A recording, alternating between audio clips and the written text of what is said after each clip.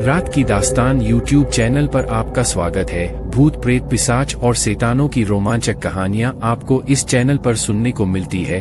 अगर आपको ऐसी ही वीडियो देखना पसंद है तो हमारे इस चैनल को सब्सक्राइब करना ना भूलें। तो अब हेडफोन लगा ले क्योंकि अब वक्त हो रहा है डरने का। ये भूतिया कहानी एक राजेश नाम के लड़के की है जो अपने छोटे से गांव में रहता था। उसके पास अपना खुद का मोबाइल फोन नहीं था और वह हमेशा से एक पुराने विक्रेता से मोबाइल फोन के लिए सपने देखता रहता था। एक दिन उसके जन्मदिन के दिन उसके पिता ने उसे एक पुराने मोबाइल फोन का तोहफा दिया।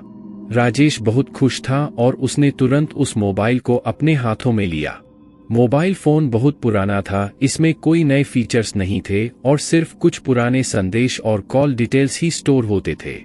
राजेश थोड़ा निराश हुआ लेकिन वह इसे ध्यान से देखने का फैसला किया। रात के 12 बजे राजेश अपने कमरे में मोबाइल फोन के साथ अकेले था। अचानक मोबाइल फोन चमक उठा और एक अजीब सी आवाज आई, मदद मदद। यह आवाज बहुत कमजोर थी लेकिन राजेश के कानों तक पहुंच गई। राजेश ने हकलाते हुए पूछा, कौन? आवाज ने कहा, मैं एक भूतिया आत्मा हूं जो इस मोबाइल फोन में बंद है। मुझे छोड़ दो, मुझे आजाद कर दो। राजेश के होश उड़ गए और उसे विश्वास नहीं हो रहा था कि उसके मोबाइल फोन में एक भूत की आत्मा हो सकती है। वह अपने दोस्त से सलाह लेने के लिए सोचा लेकिन फिर याद आया कि उसका दोस्त तो गांव से बाहर गया हुआ था। भूत आत्मा ने फिर से कहा, कृपया मेरी मदद करो, मुझे यहाँ से बाहर निकाल दो। राजेश ने जिद से कहा, नहीं, मुझे नहीं पता कि कैसे मैं तुम्हें बाहर करूं। भूत आत्मा ने आवाज में दर्द भरी रोंदी, मुझे दर्द हो रहा है, कृपया मदद करो। राजेश ने सोचा, यदि भूत आत्मा सचमुच मुश्किल में है तो मुझे उसकी मदद करनी चाहिए। वह अपने मोबाइल फोन के बटन दबाने वाला था कि भूत आत्मा ने एक दिखावटी हंसी दी और बोला, मजाक था, मैं तो बिल्कुल ठीक हूं। राजेश को बहुत गुस्सा आया और उसने मोबाइल फोन को विचलित होकर फेंक दिया। लेकिन जैसे ही फोन जमीन पर गिरा उसमें से एक और भूतिया आवाज आई, बचाओ बचाओ। राजेश की आंखों के सामने एक डरावनी छवि छाई गई।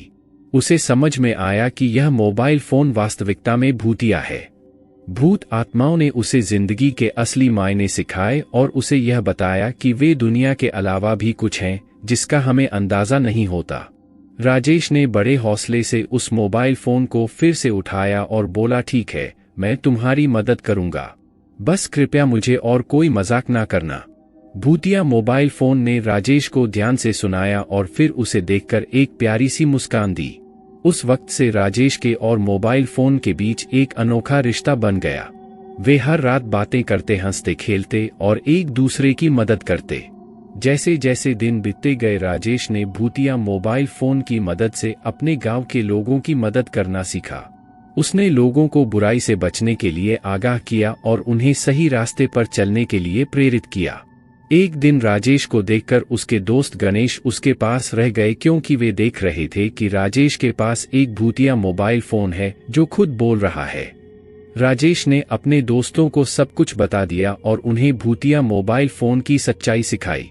राजेश के इस अनोखे काम के बारे में गांव के सभी लोग जान गए और उसे भूतिया मोबाइल के नाम से पुकारने लगे। लेकिन राजेश खुश था क्योंकि भूतिया मोबाइल फोन ने उसे अच्छे इंसान बना दिया था। इस कहानी से हमें यह सीख मिलती है कि जिंदगी में असली खुशी और मायने उसी के होते हैं जो हम अपने और दूसरों के लिए अच्छे काम करते हैं। राजेश ने भूतिया मोबाइल फोन की मदद से सच्ची खुशी का मतलब समझा और अपने गांव के लोगों को भी उसी मार्ग पर चलने के लिए प्रेरित किया। इसीलिए हमें भी अपने जीवन में सकारात्मक बदलाव करने का संकल्प लेना चाहिए और दूसरों के साथ मिलकर उनकी मदद करने का प्रयास करना चाहिए। इससे हमारे जीवन को एक नई दिशा मिलेगी और हम खुशी और संतुष्टि के साथ अपने सपनों को पूरा कर सकेंगे।